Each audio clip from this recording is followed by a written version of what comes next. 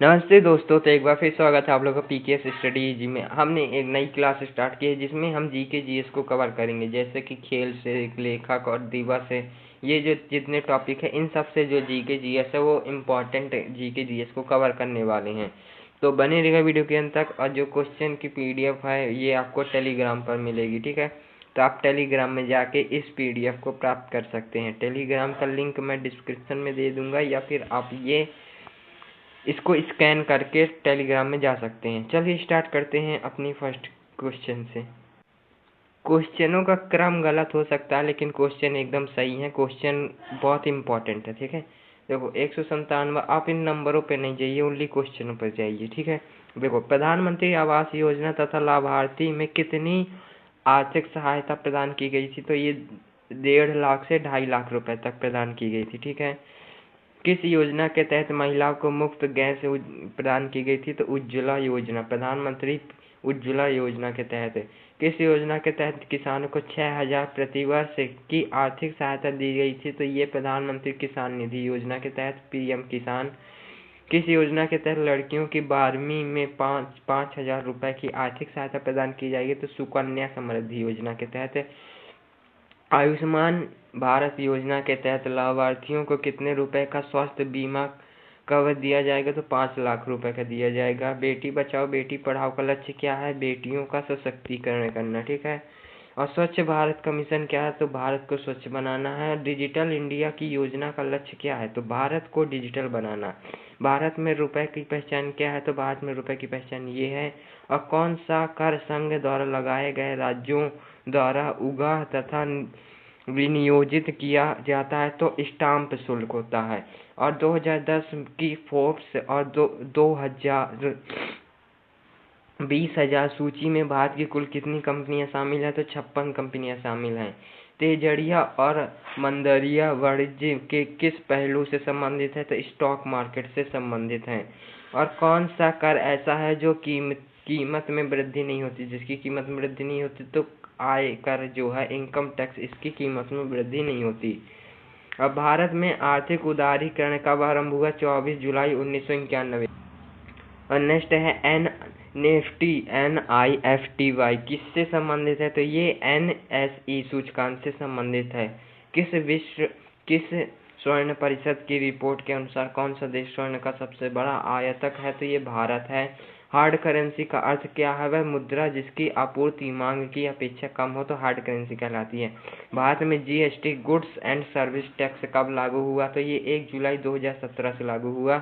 कौन सा विटामिन आंवले में प्रचुर मात्रा में होता है? तो विटामिन सी जो है आंवले में प्रचुर मात्रा में होता है। कागज की खोज कहाँ हुई? तो चीन में हुई। और भारत में सशस्त्र बलों का सर्वोच्च सेनापति राष्ट्रपति होता है। सिखों का प्रमुख त्योहार है वैशाखी। 5, इसका क्रम गलत हो सकता है, मैंने पहले ही बताया, लेकिन क्वेश्चन एकदम सही है। जैसे कि कौन सी धातु जो सबसे नर्म होती है? तो सोना जो है सबसे नर्म होती है।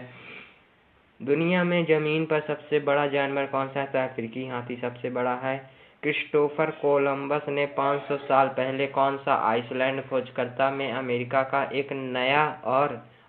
गया और वहीं क्या करने लगा? व्यापार करने लगा। तो क्या होगा इसका आंसर होने वाला लूफिर एरिकमन। नेक्स्ट है भारतीय सशस्त्र बलों का प्रमुख कौन होता है? भारत का राष्ट्रपति होता है। मुगल शासक शाहजहां द्वारा निर्मित भारत की सबसे बड़ी मस्जिद कौन सी थी? तो जामा मस्जिद, जो कि दिल्ली में है, सबसे बड़ी मस्जिद है। भारत में प्रतिवर्ष किस दिन पंचायती राज दिवस मनाया जाता है? 24 अप्रैल को। भारत और पाकिस्तान के बीच कारगिल का युद्ध किस वर्ष हुआ? तो 1999 में भारत और कारगिल का युद्ध हुआ, ठीक है। नेक्स्ट क्वेश्चन है,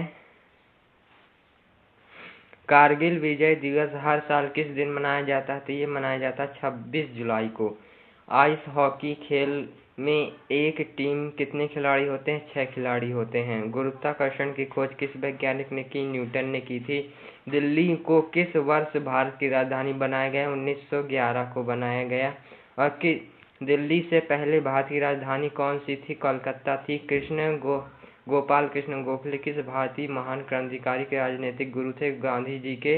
भारत के राष्ट्रीय ध्वज तिरंगा को किसने डिजाइन किया था? तो पिंगली वेंकैया ने।